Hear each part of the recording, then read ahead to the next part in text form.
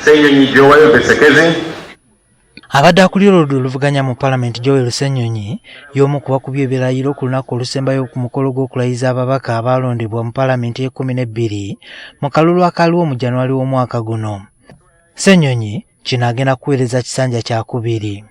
Okusomoza kwe tulina Parliament y'e12 okulaba nti vision yaffe kubeera people centered, ensonga ez'abantu ng'amateeka ge tuyisa gakuyamba bantu si kunyigiriza bantu sekinomu tikati teeka lino litagetinga ono lino ligenderera ono n'ebirala bwe bityo.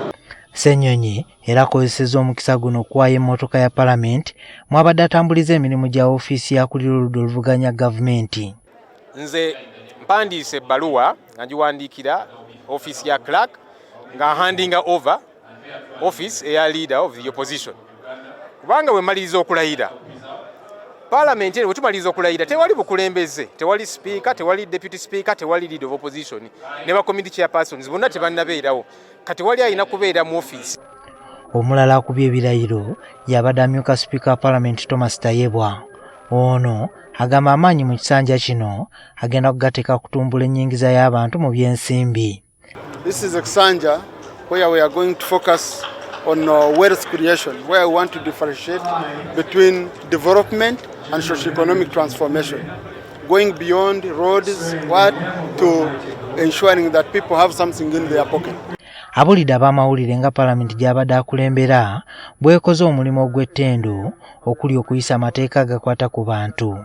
Ku kifo kya myuka speaker Parliament Tayebwa atubulidde nti alinze okulungamya kwa ssentebe w'ekibiina kya NRM kw'anaakola.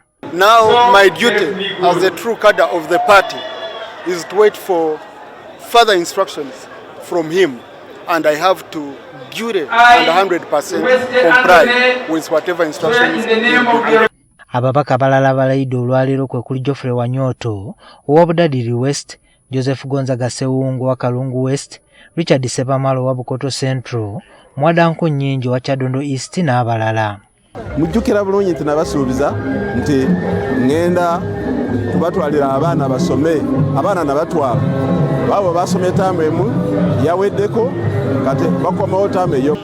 Naye Parliament eno egenda kubeera ya nkizo, twagala etereeza obukulembeze obujja tulabe nti nno tukyusaamu ku bibaddewo. Parliament y'omwenda twafunanga n'omukisa omusisinkana tumubulire facts naye wanyini wakwatibwako n'ennaku zino byakola ki byakyuka. Obukiiko bulina amaanyi singa alipooti zaabwe ziteekebwa mu nkola. Ngalo okutukozesa Parliament ng'olutabaalo ng'omulamu akatuti k'olutabaalo okulwanyira enfuga y'amateeka, demokrasiya, eddembe ly'obuntu ate mu ngeri ey'enjawulo njagala okulwanyira ensonga z'abannakyaddondo. Mu balala ab'amaanyi abakubye ebirayiro byabwe kubaddeko abadde omwogezi wa Government of Ono Opondo nga kati omubaka akiikirira abakadde, Fortnite Nantongo, omubaka omukyala wa Kyotera, Pasis Namuganza eyeegwanyiza ekya Speaker, Sako Justin Namere ku ky'omubaka omukyala wa Masaka City. Ng'omukulembeze omulimu omukulu gwe muntumye gwa kusaka ogenda mu Parliament ministries okulaba nga infrastructure, enguudo, ebyenjigiriza, ebyobulamu byonna wakiri mu kyota bitereera. N'olwekyo mbasuubiza eddoboozi lyamwe terigenda kuzikira. Era mbakakasa nga mbasuubiza nga saawudde mu ggwanga mu ddiini olw'ekikula ky'omuntu nja kubaweerezanga olw'okuba nti services tezimanyi ggwanga, tezimanyi ddiini wadde ekirala kyonna. N'olwekyo nsaba ababaka abakomyewo mu kisanja kino mwenna abava mu Buganda, ensonga za Buganda ate zo zisooke zitugatte nga temunnaba kweyawulamu kubanga zikosa butereevu abantu baffe. Olunaku lwe luzibidde nga ababaka 527 bwe bakomekereza okukuba ebirayiro nga kati esigaddeyo 2 okuli omubaka anaalondebwa mu kuddamu okulonda ku kifo ky'omubaka omukyalo wa Kalangala oluvannyuma lw'okufa kw'omubaka Helen Nakimuli. Juma Kiriya, NTV ku ssaawa emu.